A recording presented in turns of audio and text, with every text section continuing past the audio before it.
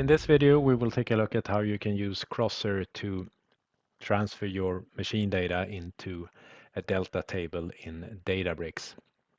So I've created a sample flow that I will walk you through and explain how this works.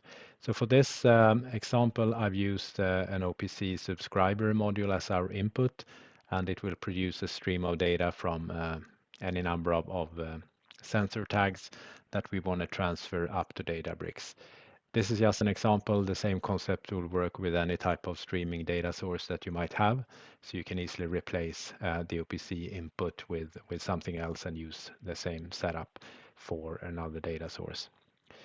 So the data we receive through the OPC module will come in whenever a value of the tags that we subscribe to changes. So data can arrive at any time, and it can come from any of the sources that we have set up this module to subscribe to. And the data we receive looks like this. I run the flow so we can see what it looks like. Might be a bit hard to see here. But the table in Databricks where we want the data to end up is designed to store one tag value per row, and it has 3 columns, a timestamp, a name of the source, and a value. So these are the 3 columns we need to feed with data. And if we look at the data that we have here from the OPC module, we can find the name of the tag in here. We have a value, and there's also a timestamp that we can use. So it's these 3 values that we want to use from the OPC data and transfer into Databricks.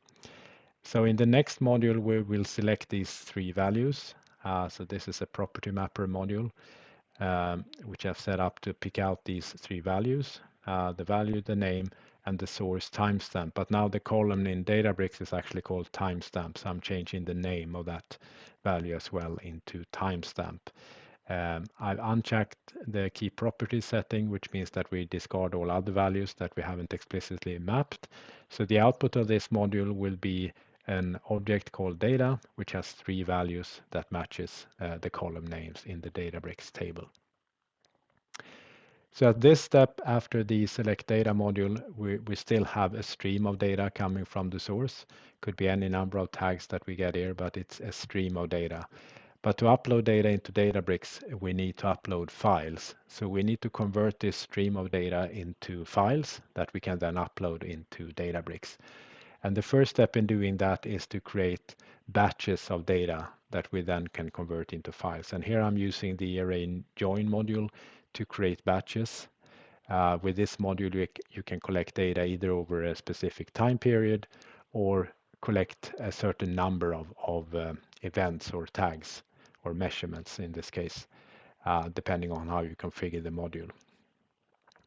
So the output of this module, the output of this module will be an array of the data that we have collected over according to how we set up the module. And we then take that array of data and create a Parquet file in local storage. And once that file has been created in local storage, we will then send a reference to that file and trigger the next module with that reference.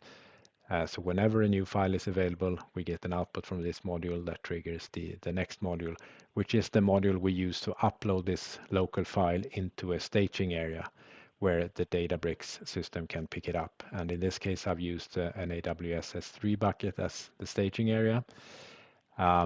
So this module will then take the local file, transfer it into the S3 bucket that we have specified. And I've also set this module up so that after a successful upload, it will delete the local Parquet file that we just created so that we don't build up a lot of temporary files in local storage.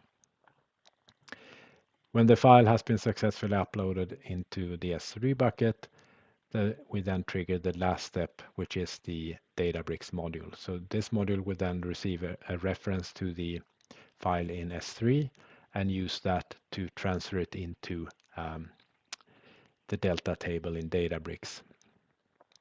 So if we look at the Databricks module, we need to specify credentials to the staging area so that Databricks can access the file that we just uploaded. We need to specify the type of file that we're using, and we need to define our Databricks account, and finally specify the table where we want the data to end up. You can also specify a lot of other options for the Databricks system, but for this basic use case, we don't need to do that. We can leave it empty as that. So that will be the final step, and then this Databricks Publisher module uses a copy and to command to transfer the file from the staging area into the Delta table that we have specified. So those are the steps that you need to take to transfer streaming data into a Delta table in Databricks. Now there are a couple of options that we can look at, and the first one is this use of Parquet files that we have here. So in order to create a Parquet file, we first need to collect all the data we want to have in that file. Since it's using column compression, we have to have the whole data set available at once. So that therefore we create these batches in memory first and then create the Parquet file on disk. If it's a large batch, you may not want to consume a lot of memory to keep the data in memory before you create the local file.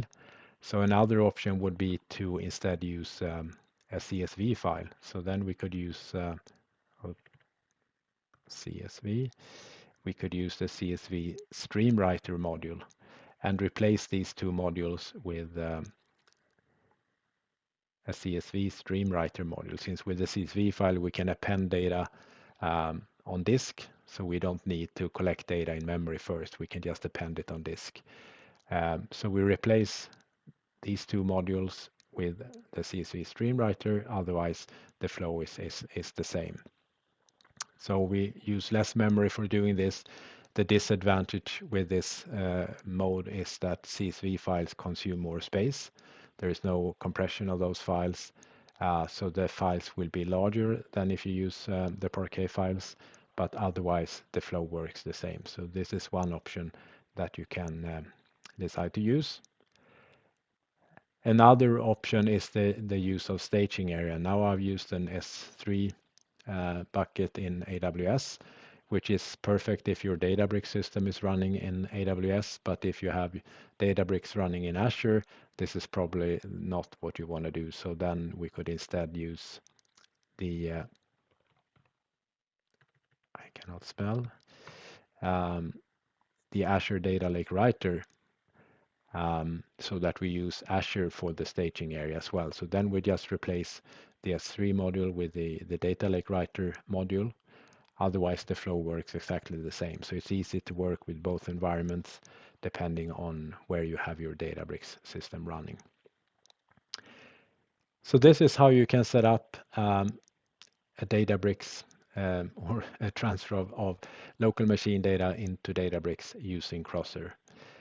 This flow will also be available as a flow app, so you can just pick it up from there and tweak it with your settings for your specific setup so that you can more quickly get started. Thanks for watching.